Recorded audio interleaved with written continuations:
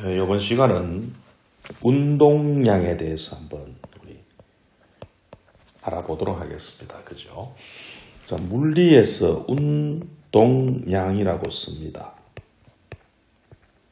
운동량은요, 우리 일반적으로 우리 사회에서는 운동 많이 하면은 운동량이 크다. 어떤 학생은 교실에서 가만히 있는 학생이 있지만 막 설치고 다니는 애들 보면은 자는 운동량이 크다.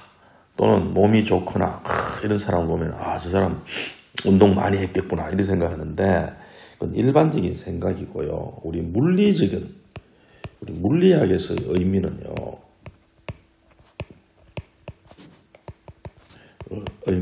과학적인 의미는 운동량은 그렇지 않습니다. 왜 그러냐 하면은 여기에 야구공이 있다고 쳐봅시다. 야구공이.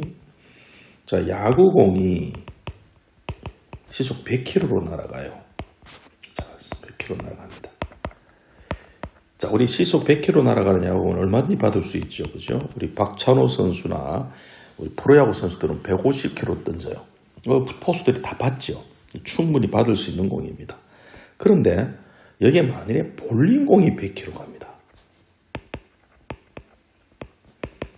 자, 볼링공이 100km 가면은 어때요? 둘 다의 속력은 같죠. 속도 같습니다. 한마디로 빠르기는 같죠. 물리는 움직이는 거라 그랬는데 빠르기가 같은데 야구공이 가느냐 볼링공이 가느냐 느낌이 어떻습니까? 전혀 다르지요. 왜 그래요? 물체가 다른 겁니다. 움직이고 있는 물체가. 그죠? 얘보다 얘가 볼링공이 질량이 훨씬 크죠. 그래서 물리하는 우리 과학자들은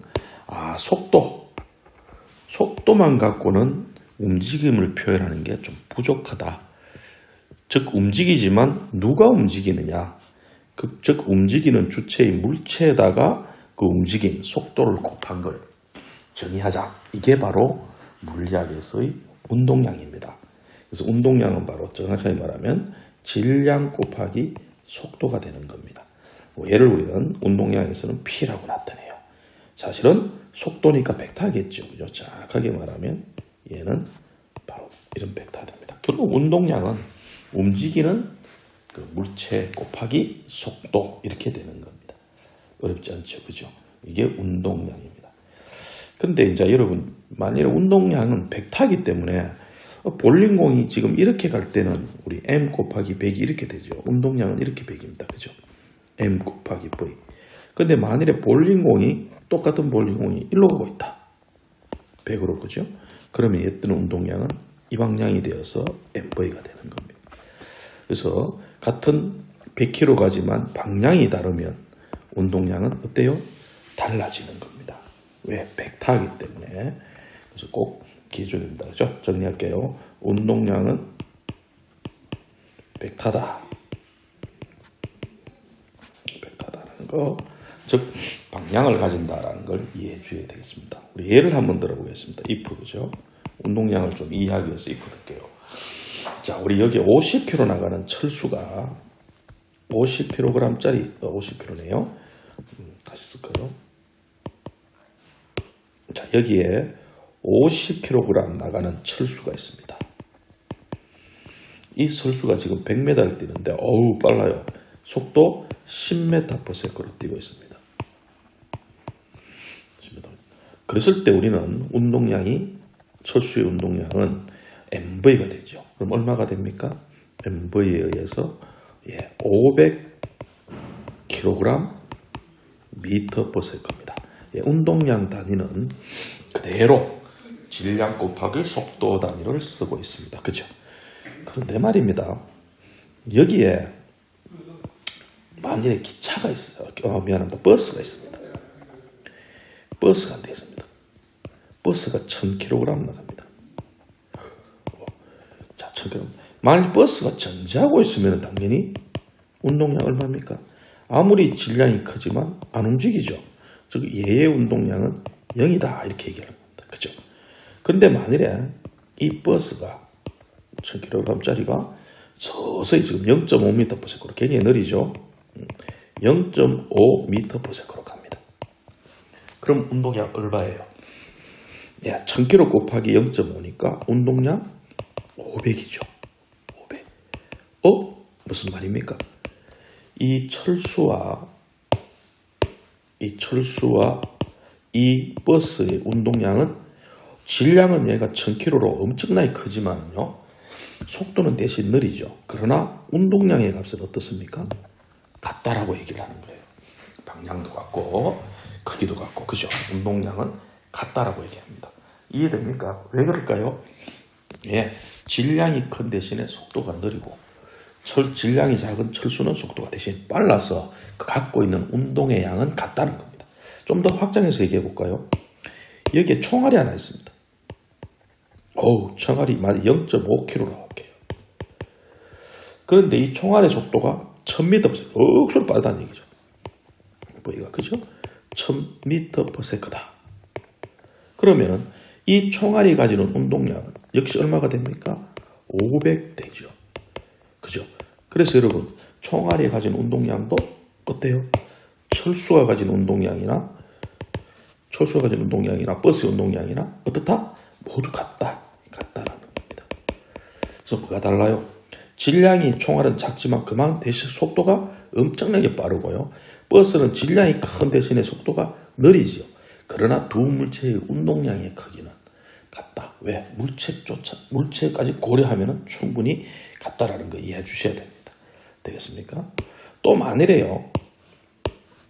지금 철수가 오른쪽으로 갈 때 500이었잖아요. 만일에 이 철수가 50km 나가는 철수가 반대 방향으로 속도 10으로 뛰고 있어요. 그랬을 때 우리 속도라고 하면 반드시 방향이 있다 그랬죠. 오른쪽이 플러스면 얘는 마이너스로 나야 됩니다. 그죠? 그래서 이때 우리 운동량은 얼마냐? 그러면 여러분 50을 하면 안 되겠죠. n분의 하니까 얼마가 돼요? 마이너스 500이라고 나야 됩니다. 그렇죠? 그래서 이때 마이너스가 붙었다라는 얘기는 운동량이 오른쪽을 플러스 했을 때 반대 방향이다. 즉 방향을 나타낸다는 걸 알고 있어야 됩니다. 운동량은 벡터량이기 때문에 그렇습니다. 자, 그러면 우리가 여기서 재밌는 게 이제 뭐냐면요. 운동량이 만일에 변합니다. 무슨 소린가 볼까요? 지금 가고 있던 철수가 50kg 나가는 철수가 속력 10m, 속도 10m/s로 가고 있습니다. 됐습니까? 그런데 얘한테 무슨 영향을 작용했는지 모르겠지만 갑자기 속도가 20m/s로 빨라졌어요. 그죠? 뭡니까? 우리는 속도가 변했다고 얘기하지만 또 다르게 말하면 운동량이 변한 거죠. 맞습니까? 이렇게 되려면 어떻게 돼야 될까요, 여러분? 누군가가 여기에다가 힘을 가했겠죠. 맞습니까? 힘을 분명히 가해줬기 때문에 속도가 변한 거예요. 이해되겠죠? 그래서 우리가 하나 깨달을 수 있는 게 만일에 운동량이 변했다.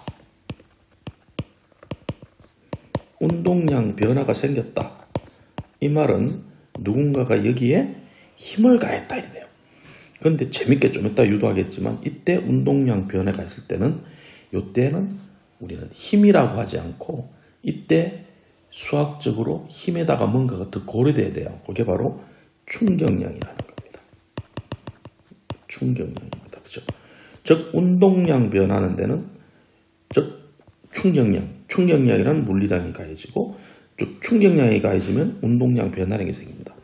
꼭 이렇게 안 해도 됩니다. 이게 좋은 점이 뭐냐면요. 만일에 50km 나가는 철수가 이렇게 10으로 가고 있었죠. 그죠? 그랬는데 만일에 얘가 이 방향으로 바뀌어요. 이렇게 바뀌었어요. 속도 10으로. 자, 우리 이렇게 했을 때 뭐예요? 방향이 바뀐 거죠. 이렇게 방향이 바뀌어도 뭐가 있어야 됩니까? 반드시 이 가는 동안에 힘이 작용했겠죠. 그죠? 그랬을 때 우리 얘도 반드시 그만큼의 충격량이 있다. 이렇게 돼야 돼요. 만일에요.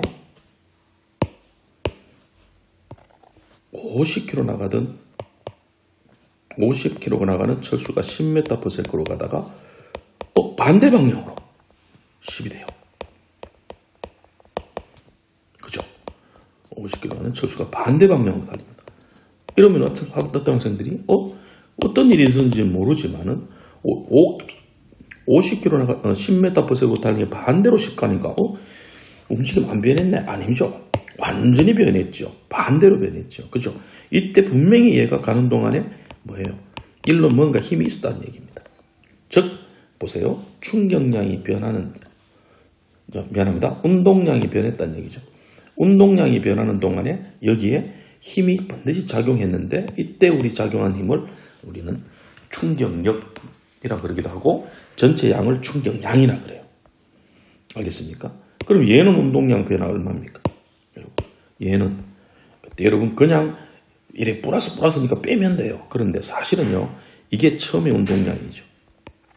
벡터입니다. 벡터. 자, 두 개 곱하니까 500이었겠죠. 맞아요? 근데 나중에 운동량 바로 뭐로 쓸까요? 나중에 운동량은 이만큼이 됐죠. 맞아요? 두 개 곱하니까 얼마가 돼요? 1000이 되죠. 알겠어요? 단위는 킬로그램, 미터/s 둘 다 그죠? 자, 그랬을 때 우리 운동량 변화량 얼마 됩니까? 운동량 변화량은 그렇죠? 여러분, 요게 되죠. 요게. 나중 처음에서 뺏는 거 요게 그죠? 요게 바로 운동량 변화량이 됩니다. 얼마가 됩니까? 500이 되죠. 요게 바로 운동량 변화량. 뭐 델타 P를 할까요? 델타 P는 500이 되는 거예요. 자, 그래서 두 번째 거 해볼까요? 자, 두 번째 하면은 얘가 처음에 500으로, 요게 처음에 운동량 500입니다. 여러분 다시 합니다. 운동량은 벡터량입니다. 그래서 사실 계산할 때 벡터로 해줘야 돼요. 그런데 나중 운동량은 1로 됐죠. 1로 500입니다. 그죠? 1로 500이죠. 이겁니다. 이거. 그럼 얘의 운동량 변화량은 1이 되죠. 이렇게. 그죠? 요게 돼요. 요거는 요 각도를 주어주면 계산할 수 있겠죠. 요게 운동량입니다. 계산은 주어진 조건이 되셔야 되겠네. 그죠? 세 번째 거 해볼까요? 세 번째 거. 처음에 얘의 운동량은 1로 500이었어요. 그죠? 근데 나중에 운동량이 얼마 돼요? 반대로 500이 됐죠. 이겁니다. 여기 500이 됩니다. 그죠? 그럼 여러분, 운동량 변화량은 0이다 하면 안 됩니다. 처음 빼기죠. 그죠? 처음 운동량과 나중 운동량 빼면 기준을 처음에 잡으니까 이만큼 되죠. 이렇게. 이게 됩니다. 이게 운동량 변화량입니다. 그래서 이 경우에 운동량 변화량은 얼마가 돼요? 500에서 반대로 500이 됐으니까 얼마가 됐습니까? 1000이 되죠. 1000. 그죠? 1000kg 미터/s. 방향까지 고려하면 마이너스죠. 마이너스. 크기만 따지면 1000이 되는 겁니다. 이해되겠습니까? 그러면 도대체 이게 뭘 말하는지를 우리 이야기해서 유명한 식이 있습니다. 그죠? 여러분 보니까 F는 MA죠. 그렇죠? 우리 역학에서 R자임 있고 MA입니다. 우리 합력이 있으면 그 물체를 가속도시킨다는 유명한 운동 방정식 두 번째죠. 우리 뉴턴의 운동 법칙 두 번째입니다. 그런데 우리 A가 뭐예요? M 바로 dt분의 또는 델타 t분의 델타 V죠. 델타 V입니다. 그죠? dV 있을까요? 이렇게 됩니다. 자, 우리 M을 어차피 상수라고 생각하면 안에 집어넣어도 상관없겠죠. 집어넣으면 뭐가 돼요? dt분의 dmV가 되죠. 여러분 dt분의 dmV, mV가 뭡니까? 바로 운동량이 되네요. 운동량이 됩니다. 그래서 여러분 우리 물리하는 사람들은 F라는 걸 갖다가 두 가지로 표현할 수 있다는 거죠. 그죠? 여러분 보다시피 힘은 MA라고 단순하게 쓸 수도 있고요. 그죠? 아예 M을 여기다 포함시켜 버리니까 F는 뭐로 쓸 수도 있습니까? DT분의 DP다 이렇게 돼요. DT분의 DP다 이렇게 돼요. 그래서 솔직히 말하면은 F는 MA라고 쓰는 거는 뭡니까? 바로 약간 일반적인 식이다. 자, 이런 언제 쓰느냐? 자, 좀 고등학교 수준 그죠? 쓰죠. 그런데 요 식이 훨씬 더 적어볼까요? 더 물리적인 힘을 정의하는 겁니다.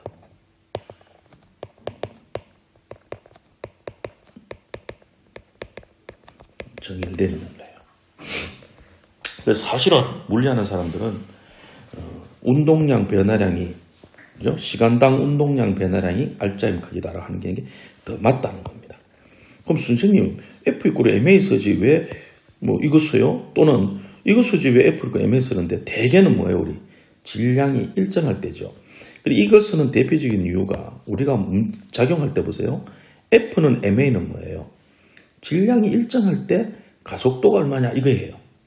그때 힘을 구하는 거예요. 그런데 만일에 이 식을 쓸 때는 뭐예요? 이 식이 중요한 점은 우리 주위에 질량이 변하는 경우가 있죠.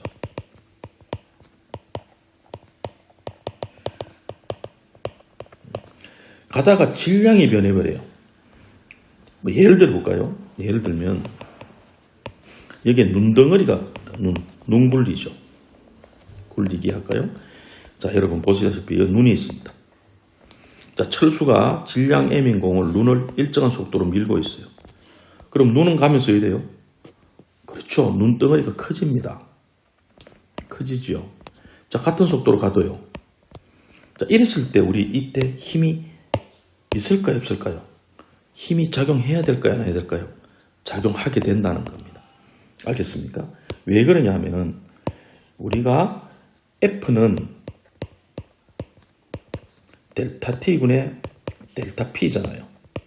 P는 M분이니까 얘를 어디에 쓸 수 있냐면은 M이 일정해서 속도가 변할 경우 또는 속도가 일정할 때 질량이 변할 걸 나눌 수 있죠. 그래서 만일에 질량은 안 변했을 때 속도 변하는 물리량 더하기 속도는 일정한데 질량이 변해서 간 물리량으로 나눌 수가 있어요. 이렇게.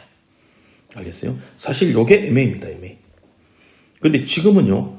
F는 MA 같으면 여러분 속도가 일정하니까 이 경우에 힘은 0이에요. 그러나 그렇지 않죠. 요거는 0이 되지만 이게 있습니다. 이게. 자, 이걸 계산하려면 질량이 지금 분명히 변했죠.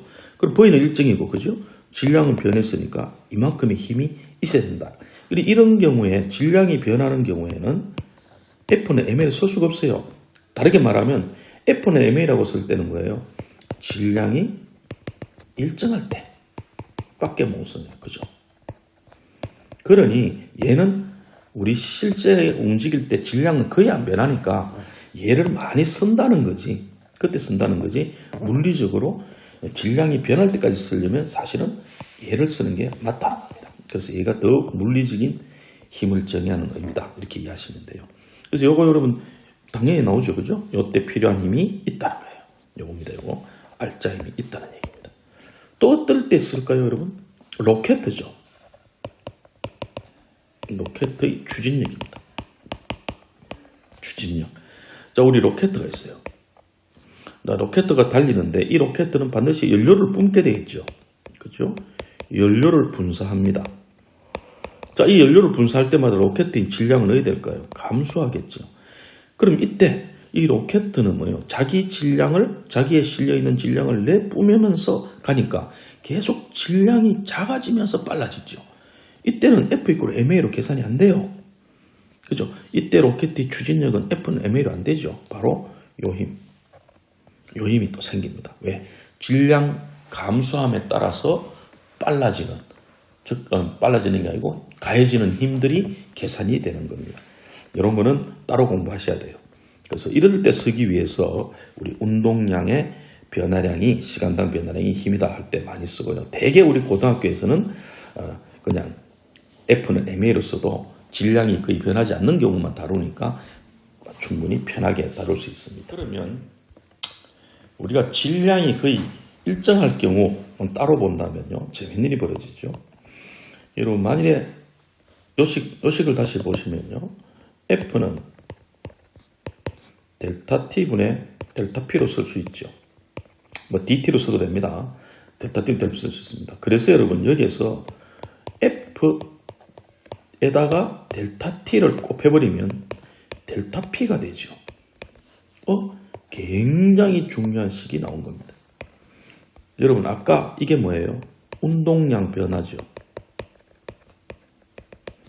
자, 운동량이 얼마 변했느냐가 바로 F 델타 T하고 관계된다는 얘기죠. 그래서 F에다가 델타 T를 곱한 요거, 우리 요걸 뭐라 그런다? 아까 충격량이라 그랬죠.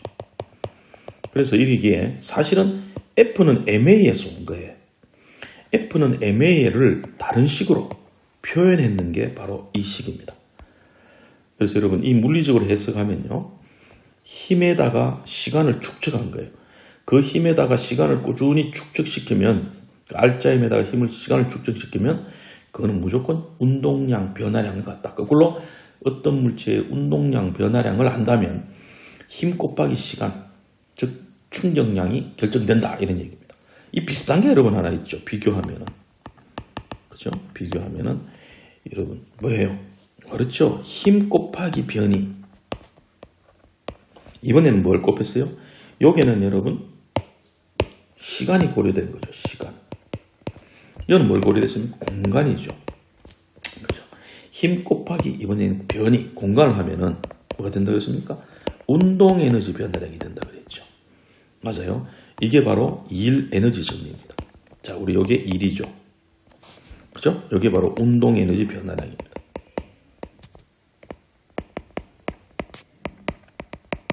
그래서 물리에서 힘에 관계되는 식이 3개 나오는데 그냥 섰는 식 F는 ma, FT는 델타 P, FS는 델타 EK.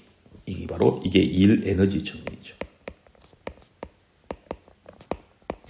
일 에너지 정리라 그러죠. 그죠? 이래 됩니다. 그래서 이 3가지가 역학에 답니다. 역학에 쓰고 있는 이 3식을 여러분들이 이해하시면 돼요. 그럼 여러분 다시 아까 했던 걸로 살짝 올라가면은 자, 살짝 볼까요? 아까 철수가 속도 10으로 가다가 속도 20이 됐죠. 그럼 우리 운동량 변화가 500이었죠. 요게 바로 뭐예요? 요 값이 바로 요 500이 바로 델타 FT다 충격량이다. 이렇게 얘기합니다. 그동안 가해진 충격량이다. 이렇게 되는 거예요. 그러니까 결국 요거 값을 구하면 요게 충격량이 됩니다. 그동안의 F 델타 T가 되는 거예요. 얘도 마찬가지죠. 얘의 충격량이 얼마냐 하면 결국 운동량 변화량이 얘입니다. 얘. 그죠? 이게 바로 F 델타 T 충격량이 되는 겁니다. 그래서 그동안의 힘이 뭐 100이 있었든 500이 있었든 모르겠지만은 그동안의 충격량이 얼마인지는 아주 쉽게 결정됩니다. 좀 더 얘기 설명을 해봐요. 예를 들어 보면요. 예를 들어서 어떤 물체가 원운동한다고 쳐봅시다. 자, 질량 M인 놈이 속도 V로 가요. 됐습니까? 얘가 막 반지름 R인 궤도를 돌아서 반바퀴 돌았다고 칠게요. 그럼 반바퀴 좀 여왔겠죠. 맞아요? 그럼 여러분 이 질량 M인 놈이 반바퀴 돌 동안에 충격량이 얼마냐 이렇게 나와요. 당연히 운동 변했죠. MV가 이쪽입니다. 자, 처음에 운동량 MV죠. 맞아요? 자, 나중에 운동량은 이겁니다. 반대로 MV죠. 그러면 그동안에 충격량은 얼마냐 하면은 처음에서 나중까지 이렇게 변했죠. 이게 운동량의 변화량이고 이게 뭐예요? 그동안의 충격량이 되는 거예요. 사실 우리 한 바퀴 돌 동안의 시간이 주기죠. 그럼 반 바퀴 돌았으니까 이게 2분의 T예요. 맞아요? 그런데 F는 뭐냐? 이때 F는 뭐예요? 구심력이었죠. F는 이때 올 동안에 힘들 이걸 뭐예요? 그동안에 다 했다? 더해준 거예요. 누적입니다. 누적. 그래서 반 바퀴 돌 동안에 이때 F 90력입니다. 90력을 이까지 다 더했더니 그 값이 바로 이거라. 즉 EMV죠. EMV. 이거다. EMV입니다. 크게 EMV가 되네. 그죠? EMV. 밑으로. 그죠? 방향은 밑으로. 그래서 운동량 변화량은 방향대 아래 방향으로 EMV다. 그죠? 이렇게 돼요. 이때 FT는. 그죠? 그럼 이때 우리 F를 뭐라고요? 충격력이라 그랬고 이걸 뭐예요? 평균 충격력이라 그래요. 여기라 그러겠죠.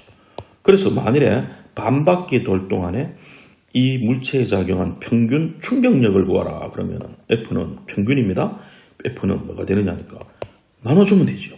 그죠? 2분의 T 주기가 2분의 T입니다.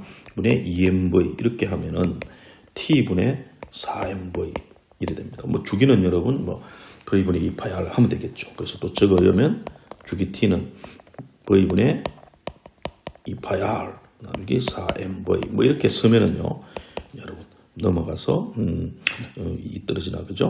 파이 R분의 4V제곱 뭐 이렇게 될 거예요. 이게 중요한 거 아니고요. 뭐예요? 평균적으로 얘는 반바퀴 돌 동안에 이만큼의 힘이 가해졌다까지 나오는 거예요. 만일에요. if 좀 더 갈게요. if 이 물체가 한 바퀴 다 돌았어요. 자, if 이 물체가 한 바퀴 돈 동안에 충격량 물어요. 그러면 끝났잖아요. 이 물체가 한 바퀴 돌게 되면 어떻게 돼요? 얘가 V로 갔는데 한 바퀴 돌면 자기 자리에 온 거죠. 그럼 뭐예요? MV에다가 MV를 빼버리니까 얼마가 돼버려요? 운동량 변화량은 0이 되죠. 즉 충격량 0이 됩니다. 그죠? 근데 한 바퀴 도는 시간은 정해졌죠. 주기죠, 주기. 근데 평균이 얼마란 얘기예요? 0이 돼버리죠. 왜 그럴까요? 그렇죠, 여러분. 생각해 보세요. 이때 90령은 이 방향이죠. 이때는 이쪽이죠. 이때는 이쪽이죠. 이때는 이쪽이죠. 자, 이 한 바퀴 돌 동안에 힘을 다 더해봐요. 다 누적시키면 이거 얼마가 될까요? 0이 되겠죠. 0이. 그죠? 그 뜻입니다. 이해되겠습니까? 그래서 여러분, 운동량이 어떻게 변했냐를 보면은 그 시간 동안에 평균적인 힘이 어떻게 가해졌는지를 알 수 있다. 이게 운동량 변화량이 충격량이다. 자, 여기서 좀 더 정리하면 아주 좋은 게 나옵니다. 이 충격량 꼴 운동량 변화량을 좀 더 공부를 해보겠습니다. 그렇죠? 아주 중요하죠. 우리 충격량은 F 그동안에 델타 T 이랬어요. 자, 이걸 우리는 충격량이라고 그러고 델타 T는 작용 시간입니다. 그죠? 힘의 작용 시간. 작용 시간이고 F는 이때 평균 충격력이 됩니다. 역이라고도 해요. 자, 충격력 이름을 그냥 F입니다. 그냥 알짜임이에요.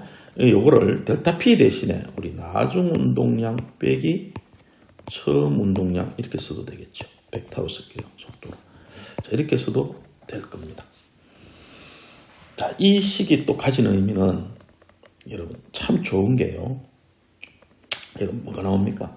시간이 나와 있죠. 시간이. 그죠? 첫 번째요. 이 식에서. 이 델타 T라는 작용 시간이 나옵니다. 그럼 우리가 뭘 할 수 있어요? 만일에 힘이 일정해요. 힘이 일정한데, 그죠? 델타 T를 길게 가져가요. 어떻게 돼요? 어떻게 돼요? 운동량이 커지죠. 그죠? 운동량 변화량이 커집니다. 한마디로 요 식에 의하면 속도가 많이 변하지요. 많이 변합니다. 그래서 여러분 힘은 일정한데 시간을 길게 가져가서 운동량을 크게 시키는 게 어떤 경우예요? 바로 장총의 원리예요. 장총. 또 스포츠의 원리라고 합니다. 왜 그러냐 하면은요. 우리 공을 이렇게 찰 때 밑에 그릴까요? 공이 있습니다. 공. 축구공이 있습니다. 자, 축구공을 차는데 어떤 학생은요.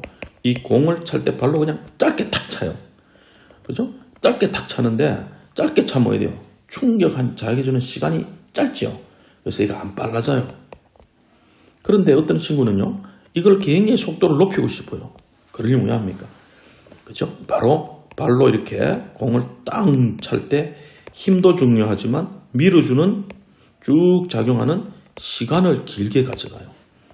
길게 가져가면 얘의 속도가 즉 운동량이 이 공의 운동량이 훨씬 많이 변하겠죠. 그죠? 훨씬 커집니다. 그래서 아주 빠른 속도로 보낼 수가 있는 겁니다. 알겠어요? 우리 이성엽이라는 야구 선수 알죠? 그렇게 몸은 막 대형 선수도 크지 않은데 야구 왕망이 딱 치면 홈런 왕이에요. 이성엽이가 날아오는 공을 잘 맞추기도 하지만은 이 날아오는 공을 방망이로 맞출 때 이 맞추는 시간을 길게 가져간다. 이거 우리 사회에서는 팔로 스윙한다 그러죠. 그죠? 풀 스윙한다 이런 말이에요. 끌고 가는 스윙하죠. 그래서 공을 맞추고 난 다음에 쭉 끌고 가면요. 올 때 운동량보다 갈 때 운동량의 변화량이 커집니다. 이해되죠? 그래서 올 때 운동량 야구공이 이렇게 MV로 왔는데 나중에 운동량 확 이렇게 되죠. 그래서 운동량 변화량이 훅 이게 되는 거예요. 이게 델타 P죠. 결국 이만큼의 이성엽이가 야구공을 충격을 가한 거예요. 이 충격량이 되죠. 그래서 이게 크면요. 이 속도에 의해서 이 운동량에 의해서 이게 저렇게 멀리 날아가게 됩니다. 이게 이성립이가 가해준 충격량이에요. 공을 이렇게 맞춰야 된다는 얘기예요. 탁구하는 선수들 있죠. 탁구하는 선수들은 뭐예요? 탁구공을 라켓에 맞춘 다음에 길게 끌고 가서 드라이브를 하게 되죠. 이래 됩니다. 알겠어요? 우리 총도 마찬가지입니다. 우리 긴 총, 장총이나 큰 장거리 대포는 뭐예요? 총신이 길죠. 총신이 길다 이 말은 뭐예요? 총알은 화약에 의해서 가속이 되는데 밀어주는 힘이 있는데 중요한 건 총신이 기니까 뭐예요? 얘를 쭉 밀어주는 시간이 길어지죠. 그래서 나올 때 총알이 굉장히 빨라지는 겁니다. 이해되겠습니까? 그래서 우리가 실생활에서 똑같은 힘을 주더라도 시간을 길게 가져가서 운동량을 크게 만드는 이런 경우 너무너무 많죠. 좀 비유가 될란가 모르지만 우리 어떤 학생은 머리가 참 좋아요. 머리가 참 좋은데 시간을 거의 공부 안 해요. 그래서 뭐 성적은 잘 나와요. 그런 학생이 있는데 머리도 좋고 공부하는 시간도 굉장히 길면 여러분 어떻게 되겠어요? 성적은 굉장히 많이 올라가겠죠. 결과는 그죠. 바로 그와 같습니다. 그래서 줄게요. 같습니다. 그래서 뭐 비유하면 그렇습니다. 그래서 우리 이 작용하는 시간을 길게 가져가서 어떤 물리적인 움직임을 크게 얻어낸다. 바로 이게 여기 들어 있습니다. 일명 우리 이걸 말하면 스포츠의 원리. 스포츠에서 여러분 대개는 특수한 운동 아니고는 대개는 시간을 길게 가져갑니다. 뭐 골프를 치든 탁구를 치든 테니스를 치든 뭐 이런 모든 이 종목들, 구기 종목에서 속도 변화를 크게 내려면 시간을 길게 시간을 짧게 가져가고 힘을 임팩트하는 힘을 팍 줘가지고 보내는 운동량을 증가시키는 운동이 배드민턴이에요. 배드민턴은 셔틀콕이 깃털이 있으니까 너무 가볍죠. 그래서 쭉 밀어갖고는 그 채에서 라켓에서 공을 보낼 수가 없어요. 그래서 시간을 짧게 주는 게 또 배드민턴의 묘미입니다. 또는 여기 스포츠 원리 또는 장총의 원리라고 얘기를 합니다. 이해되겠죠? 원리. 자, 또 한 가지는 바로 이번에는 운동량 변화량이 일정해요. 자, 똑같은 운동량 변하는데요. 일정할 때 뭐예요? 이 FT가 일정하다는 얘기죠. 그렇죠. 이래요. 이때 시간을 길게 가져가서 똑같은 일정한데 시간을 길게 가져가면 힘이 작아지겠죠. 이걸 이용한 게 뭘까요? 바로 우리가 실생활에 많이 하고 있는 쿠션입니다. 쿠션. 자, 이런 거 나오죠. 여기 바닥이 있는데요. 바닥이 있는데 여기는 그냥 시멘트 바닥입니다. 딱딱한 바닥이랄까요? 딱딱한 바닥입니다. 자, 여기 계란이 떨어져요. 자, 여기는 푹신한 바닥입니다. 푹신. 자, 푹신한 바닥에 계란이 떨어집니다. 자, 같은 높이에서 떨어지니까 얘는 바닥에 떨어질 때 속도는 똑같겠죠. V입니다.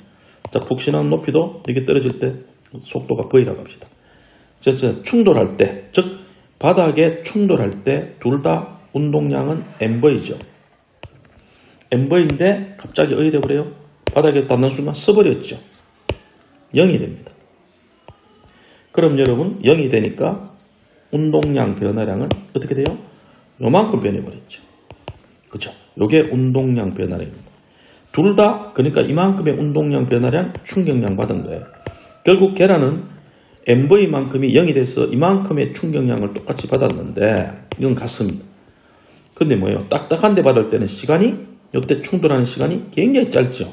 그래서 F가 힘이 굉장히 큰 거예요. 근데 푹신한 데 떨어질 때는 푹신 시간이 길어졌죠. 그럼 이때 계란이 받은 힘은 작았다는 거예요. 그래서 여러분 푹신하게 떨어진 계란은 충돌하는 시간을 길게 가져감으로써 뭐예요? 힘이 약화시켰죠. 그래서 계란이 깨지지 않는 겁니다. 그래서 이렇게 작용하는 걸 우리는 뭐냐면 쿠션의 원리 또는 뭐예요? 바로 완충의 원리라고 합니다. 완충의 원리. 완충의 원리. 자동차 범퍼 있죠. 자동차 범퍼나 우리 바닥에 매트리스를 까는 거나 또는 여러분 계단이나 이렇게 여러분 언덕에서 뛸 때 뛰면서 뭐예요? 바닥에 뛰어내릴 때 무릎을 굽히죠. 또는 더 길게 하려고 바닥에 뒹굴죠. 그죠? 그런 스포츠도 있습니다. 그렇게 하면 뭐예요? 충돌하는, 바닥에 작용하는 시간을 길게 가져가서 그 작용하는 충격력을 작게 만들어서 덜 아프죠. 이해되겠습니까? 우리 번지점프대에 뛰는 친구도 마찬가지입니다. 번지점프대에 뛰내리면 줄이 늘어나는 시간이 길어지니까 나중에 내려올 동안에 사람이 받은 충격력은 아주 작아요. 만약 줄이 늘어나지 않는 줄이라면 번지점프대에 뛰는 친구는 엄청난 충격력으로 여러분 하체가 분리될 거예요. 그래서 이 완충의 원리, 야공이 날아오죠. 우리 공 받을 때 어떻게 합니까? 공에 날아오는 공을 어떻게 시간을 길게 하기 위해서 몸을 빼면서 공을 받죠. 그럼 북신의 원리가, 즉 완충의 원리가 되어서 공이 내한테 받아지는 힘은 약해지는 겁니다. 그래서 안 아프게 공을 받을 수 있는 원리가 바로 여기에 또 들어 있습니다. 이해되겠죠? 예. 여기서 우리 요 계란이 달걀이죠. 달걀이 바닥에 떨어져서 멈추는 그 순간 있죠. 그죠? 그 순간에 운동량 변화를 이해하기 위해서 또 재밌는 그래프를 하나 그려보겠습니다. 지금 여기, 그죠? 바로 FT 그래프입니다. FT 그래프. 자, 우리 FT 그래프를 딱 그린다는 얘기는 의미가 있죠. 힘과 시간 그래프예요. 그럼 여러분 느낌 왔죠? FT 그래프에서의 힘과 시간 그래프입니다. 그죠? 그래프의 면적이 뭘 말할까요? 바로 충격량이 되겠죠. 그죠? 즉 운동량 변화량이 됩니다. 그래서 FT 그래프를 우리가 그릴 수 있다. 그러면은 바로 운동량 변화하는 것을 그린 거다. 이렇게 이해하시면 돼요. 그러면 자 보세요. 지금 요 계란이 같은 높이에 떨어지면 떨어질 때 속도 보이죠? 그게 나중에 0이 되죠. 둘 다 똑같습니다. V이 됐다가 0이 되니까 운동량 변화량 같다. 즉 면적이 같아야 돼요. 그럼 딱딱한 데 떨어지면 시간이 짧지요. 그래서 딱딱한 데 떨어진 계란은 충돌하는 순간입니다. 충돌하는 순간 FT 그래프가 이래 됩니다. 그죠? 시간이 짧은 대신에 힘이 커지죠. 이때 이 면적이 바로 충격량이 됩니다. 즉 운동량 변화량이 돼요. 됐습니까? 반면에 푹신한 데 떨어진 놈은 시간이 길어지죠. 자, 시간이 길어지고 그러다 보니 면적은 같아야 되니까 푹신한 데 떨어진 계란의 충격량 그래프는 요래 됩니다. 이해되겠습니까? 그래 됩니다. 자, 정리하시면 자, 요거는 딱딱한 데 떨어진 그래프고 요거는 푹신한 데 떨어진 그래프죠. 이때 요 면적에 해당되는 요 힘을 찾으면 딱딱한 데 떨어진 요 힘이 평균 힘이겠죠. 그죠? 평균 힘. 반면에 푹신한 데 떨어진 힘의 평균 힘은 이 면적 같은 걸 찾으면 이점 되겠죠. 그래서 푹신한 데 떨어진 힘의 평균 힘은 딱딱한 데보다도 훨씬 적고요. 최고 힘도 여러분 훨씬 딱딱한 데 떨어진 놈이 푹신한 데 떨어진 것보다 순간적으로 최고까지 가는 힘이 크죠. 그래서 이 힘 때문에 계란이 깨지는 겁니다. 알겠습니까? 요거는 평균 충격력이라 그래요. 그죠? 평균 충격력. 충격력입니다. 그래서 면적에서부터 이 시간에 의해서 힘까지 읽어내는 거. 요거 FT 그래프입니다.